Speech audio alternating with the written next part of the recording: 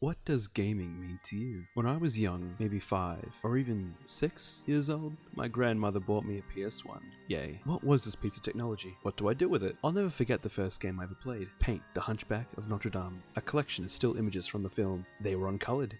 You know what to do. This game, with its 6 still images from the movie and a whopping 10 colors to choose from, ignited my love and passion for gaming. I want more, I said. I demanded. These awesome new things were way better than toys. I even started to neglect my Power Ranger action figures. My Transformers were collecting dust. I had become a gamer. And I didn't even know it. Going outside, playing sports, became so boring. All I could think about was my nan's house and the PS1 in the living room. I'm now 22 years old. Resident Evil has taken over my life, and it's become a part of me, as many of you have found your own Resident Evils. What is gaming? It's a hobby, a pastime, a career for some folk, a glancing interest for others, but not me. It's a lifestyle. Video games have infested themselves in me. I get bored easily, burnt out, whatever you want to call it, so I find myself going back and forwards on games. I'll grind out a single player game, play some CSGO or COD multiplayer for a week or two, then find a new single player game to engross myself in. I did it with Control, I did it with Halos, I even did it with your mum. So the question of the day, what does gaming mean to you? It's hard nowadays to pinpoint a straight answer. There are wildly different answers. It's almost like people can form vastly different opinions to each other.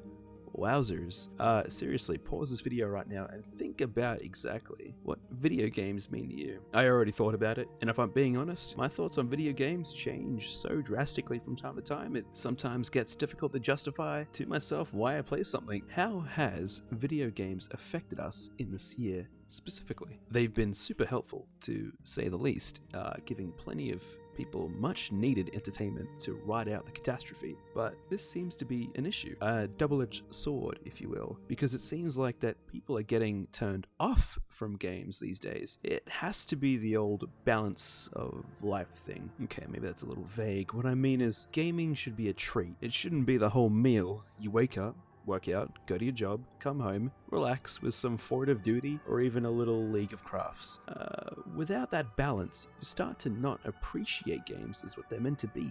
The dessert. Going back to my food analogy, having ice cream for breakfast, lunch, and dinner every day sounds like a good idea, right? No, wrong. Video games aren't a solution. In fact, they can cause a number of problems, and not in the ways the media want you to think. I doubt that kids see guns in COD and suddenly want to shoot people IRL. That's just nonsense. The kind of damage I'm talking about is more personal and doesn't get brought up a lot. It's that being a gamer can be lonely sometimes, and when you leave your emotions unchecked. I don't want to be too negative in this video, I just want to bring up that your health does matter, mental and physical. Though I'm not a poster child for athleticism, I do believe in keeping yourself at least in a manageable shape.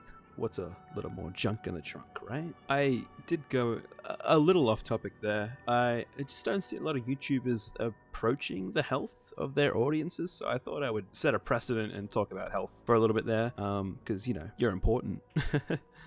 In conclusion, gaming. Your favorite pastime, I assume. It's my favorite. I'm sure you clicked on this video because you love gaming, and it's what I love as well.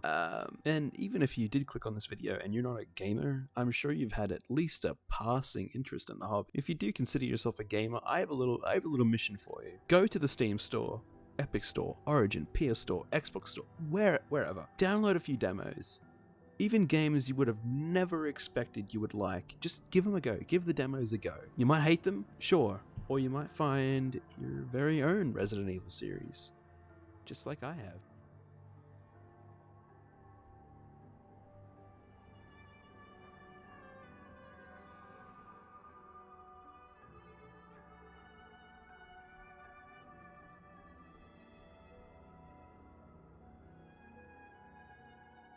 How has video games affected us in this?